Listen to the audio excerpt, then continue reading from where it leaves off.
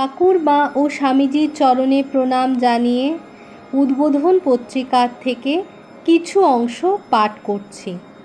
আজকের বিষয় আমি দেহ নই, শুদ্ধ আত্মা, এই বোধে প্রতিষ্ঠিত থাকার উপায়।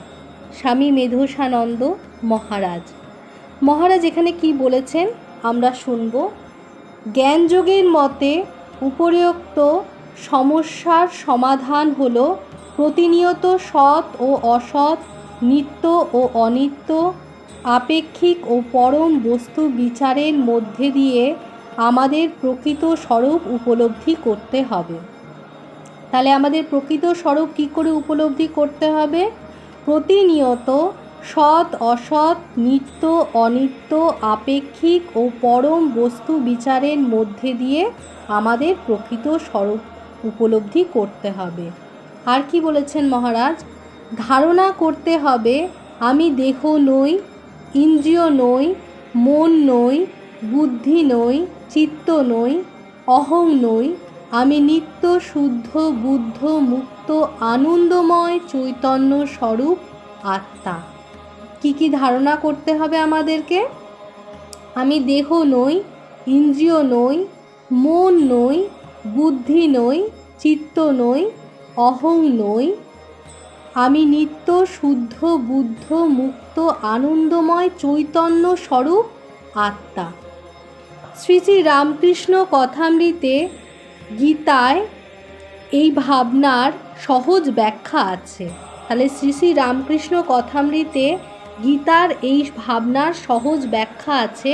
ঠাকুর বলেছেন, কলিতে জীব অন্নগত প্রাণ, ব্রহ্ম সত্য জগৎ মিথ্যা, কেমন করে বোধ হবে? অর্থাৎ কলিতে জীব অন্নগত প্রাণ, ব্রহ্ম সত্য জগৎ মিথ্যা, কেমন করে এই বোধটা আমাদের হবে? সে বোধ দেহ বুদ্ধি না গেলে হবে না। অর্থাৎ ঠাকুর বলছেন দেহ বুদ্ধি যদি আমাদের না যায়, আমাদের কিন্তু এই ব্রহ্ম সত্য জগৎ মিথ্যা এ বোধ হবে না। আমি দেহ নই, মন নই, চতুর্বিংশতি তত্ত্ব নই, আমি সুখ দুঃখের অতীত, আমার আবার রোগ শোক জরা মৃত্যু কই, এ বোধ কলিতে হওয়া কঠিন। অর্থাৎ কলিতে এই দেহ বুদ্ধি না গেলে হয় না বলছেন, কিন্তু দেহ বুদ্ধি যাওয়াটা কঠিন। দেহ নই, মন নই, চতুর্বিংশতি তত্ত্ব নই, আমি সুখ দুঃখের অতীত, আমার আবার রোগ শোক জরা মৃত্যু কই, এ বোধ কলিতে হওয়া কিন্তু কঠিন। এই পরিস্থিতিতে আমাদের পক্ষে আমি দেহ নই, শুদ্ধ আত্মা, এই বোধে প্রতিষ্ঠিত থাকার প্রয়াস তথা জ্ঞানযোগের অনুশীলন দুঃসাধ্য।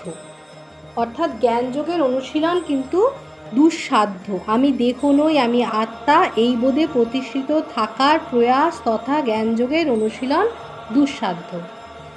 তাহলে মহারাজ কি বলছেন এখানে? এই অবস্থায় ভিন্ন কোনো উপায়ে আমরা কি জীবনের শাশ্বত লক্ষ্যে পৌঁছাতে পারি? এই অবস্থায় ভিন্ন কোনো পথে, ভিন্ন কোনো উপায়ে আমরা কি জীবনের শাশ্বত লক্ষ্যে পৌঁছাতে পারি? শাস্ত্রের মতে অন্য একটি উপায় আছে।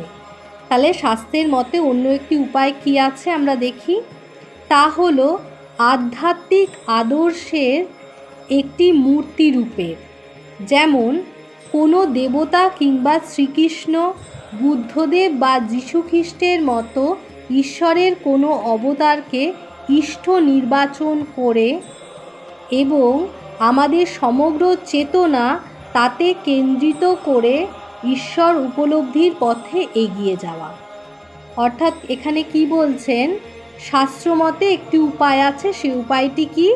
আধ্যাত্মিক আদর্শের একটি মূর্তি রূপ। যেমন যে কোনো দেবতা, শ্রীকৃষ্ণ, বুদ্ধদেব বা যীশুখ্রিস্টের মতো ঈশ্বরের কোনো অবতারকে ইষ্ট নির্বাচন করতে হবে, করে আমাদের সমগ্র চেতনা তাতে কেন্দ্রিত করে ঈশ্বর উপলব্ধির পথে এগিয়ে যাওয়া।